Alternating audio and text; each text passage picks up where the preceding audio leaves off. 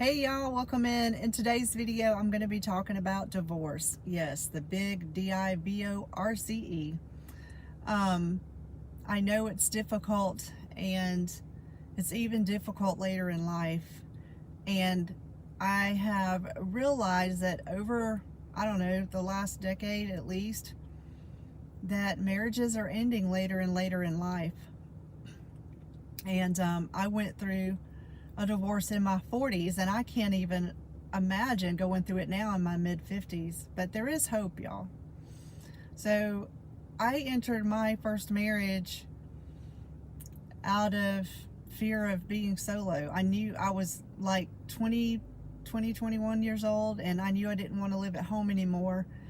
But I knew I also couldn't make it, or I thought that I couldn't make it in life on my own. And so I met this guy, my ex-husband, and he was a little bit older than me, but he was, established, had a good career, drove a sports car. I thought I had hit the jackpot.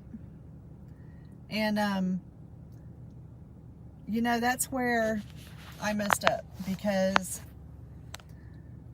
I didn't want to live life solo. I didn't think I had it in me to pay all the bills on my own, or, do the house repairs or the car repairs, or, all those things. And we were together for about 6 years before we got married. And he was very manipulative. He was mentally and emotionally abusive. And I won't go into all those details, but eventually he cheated, and I knew then it was time to just move on. But how do you do that? We were married for 20 to 25 years, and we had 3 children. 2 of them were teenagers.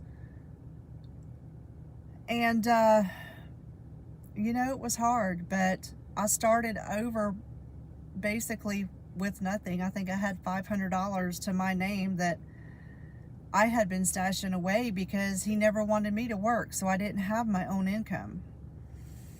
I ended up going to nursing school on a grant, working part-time, and raising my kids. And made it through nursing school and really surprised myself. And, you grieve the relationship, you grieve the marriage, and then you just have to put one foot in front of the other. And you realize that you're actually doing it. You're making it on your own. And I use that time to reconnect with God. I use that time to really find out who I was on my own, because I never really did that. I kind of went from living with my parents into a marriage, and as a child, your parents are kind of quote unquote controlling. Well, I jumped into a marriage with a controlling husband, and he even isolated me from my family. He isolated me from my friends. But because I wanted it to work, and because I thought I loved him, I stayed until I couldn't do it anymore. But I used those, I was single for 4 years. And then one day I'm at work, and one of my coworkers says, "Oh, you need a dating profile. You need to go on a date." And I said, "Oh, no, honey. I need a date like I need a hole in my head. I am not interested." And she goes, "But these dating platforms are so funny." She said, "You get all these skinny little boys that think they're grown men, and they're posting all these pictures." And she said, "It's funny. You'll have a good time." And so we made an account on one of those dating platforms. Now, I'm not saying this is what you need to do. I'm just telling you how it happened for me, okay? And, that was all fun, and we scrolled through some pictures, and, I'm like, yeah, whatever. I'm good. I've been good for the last 4 or 5 years. Well, a year later, I'm sitting at home one night, and I happened to remember that we did that.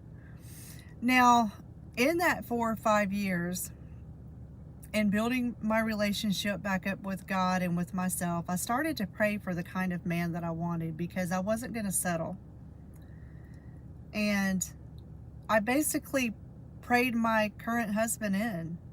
And, you know, God is a good God, and He knows exactly what you need before you even ask. And just in conversation with God, I said, you know, this is the kind of man that I would want back in my life. And I prayed for all of those qualities. And y'all, He sent a man with every single thing that I asked for. And so anyway, a year later, I'm checking that dating site, and the first message I see is from him from a week prior. Y'all, this profile of mine sat for a year, and I just happened to get this little nudge to look at it. And so I responded to him. We were chatting back and forth through the app. Well, then he asked for my number so we could just text. And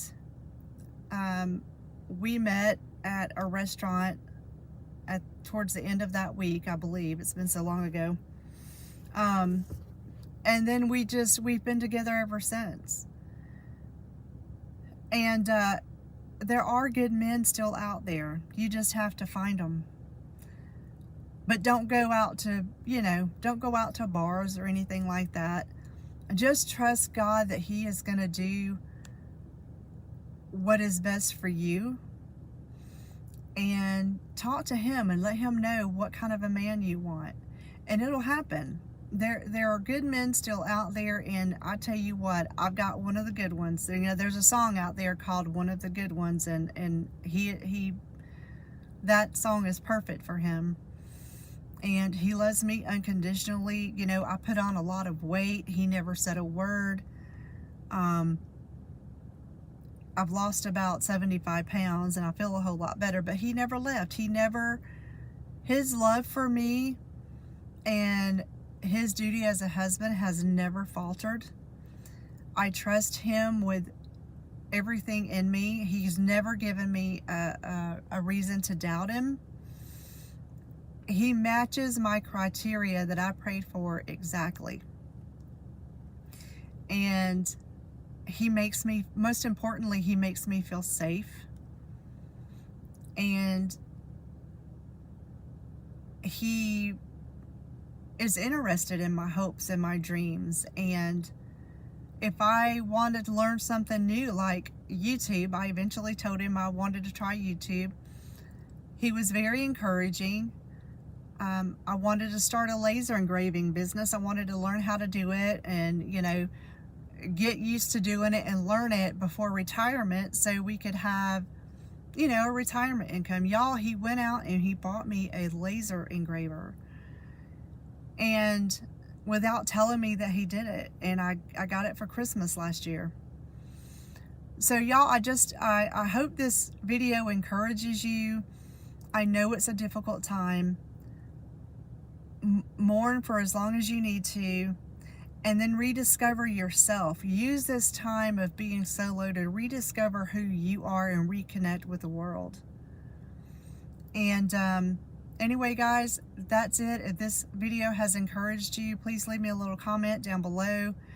This is Real Life, Real Talk with Casey, and I will see you on the next one. Bye, y'all.